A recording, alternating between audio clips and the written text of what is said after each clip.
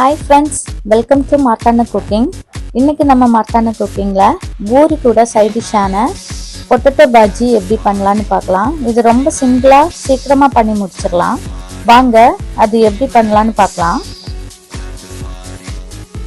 Pan வச்சிருக்கேன். நீங்க எந்த பாத்திரம் யூஸ் பண்றீங்களோ அந்த பாத்திரம் வச்சுக்கோங்க. பேன் சூடானதும் 3 டேபிள் ஸ்பூன் எண்ணெய் சேர்த்துருக்கேன்.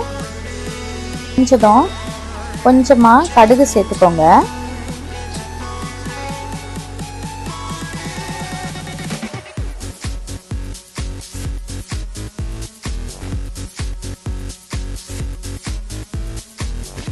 கடுகு பொட்டுனதும் கொஞ்சமா ஜீரகம் சேர்த்துக்கோங்க.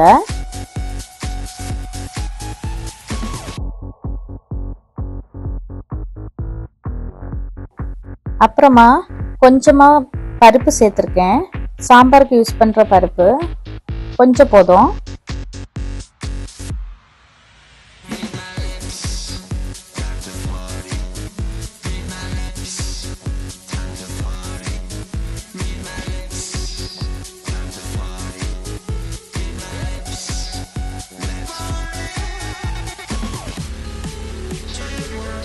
பருப்பு பொரிஞ்சு வந்ததும் காஞ்ச மிளகு 1 சேர்த்துக்கோங்க.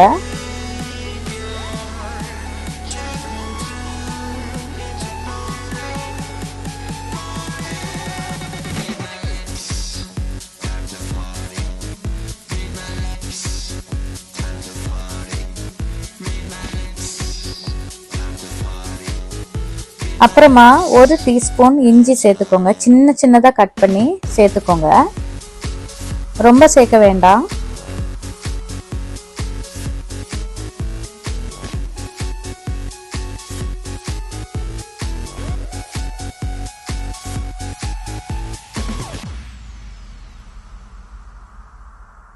இஞ்சியோட பச்சை மணம் மாறினதும் 2 பச்சை மிளகாய் சேர்த்துக்கோங்க.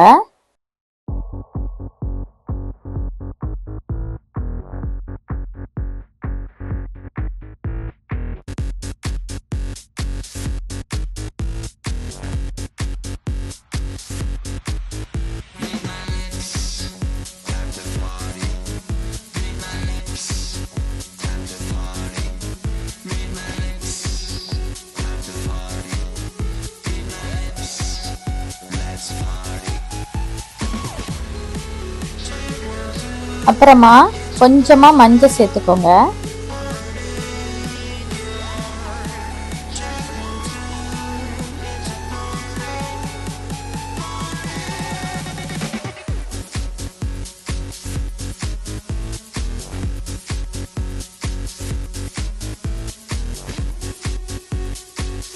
அப்புறமா ஒரு பெரிய உள்ளிய நீளமா கட் பண்ணி சேர்த்துக்கோங்க.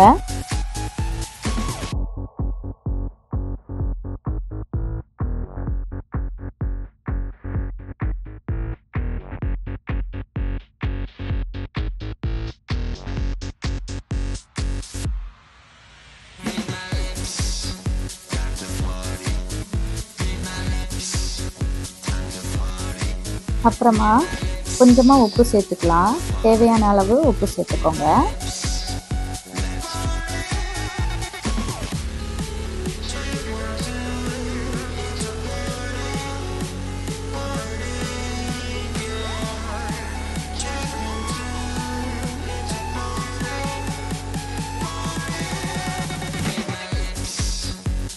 புளி வெந்தாச்சு. இப்போ நம்ம ஏற்கனவே வேக வச்சு எடுத்த பொட்டேட்டோ நல்லா ஸ்மாஷ் பண்ணி சேர்த்துக்கலாம்.